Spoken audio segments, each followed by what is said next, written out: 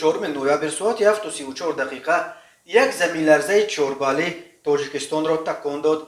کمیته ایالت‌های فوق‌العاده تاجیکستان خبر داد که مرکز زمین لرزه در 83 کیلومتری شمال و شرقی پایتخت شهر دوشنبه جایگیر شده.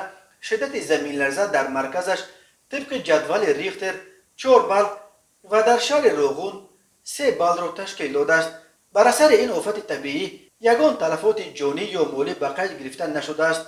گفته می شود در خبر کمیته ایالت‌های فوق‌العاده. مرکزهای بین المللی زلزله نگاری خبر دادند که مرکز زمین لرزه اخیر در منطقه آبگرم وادی رشت جایگیر شده.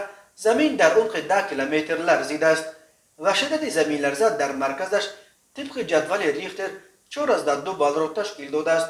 تاجیکستان در یک منطقه زلزله‌خیز قاره آسیا جایگیر شده.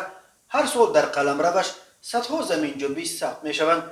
از جمله مرکزهای زلزله نگاری تنها در یک هفته اخیر در تاجیکستان 3 زمین لرزه شدتش طبق جدول ریختر 1.5 بال زیاد، در یک ماه اخیر 14 چنین زمین لرزه و در سال اخیر 192 زمین لرزه را ثبت کردند. یادآور می شویم دوام ایول سال جاری بر اثر زمین لرزه در وادی رشت 5 ساکن ناحیه تاجیک‌آباد به هلاکت رسیده.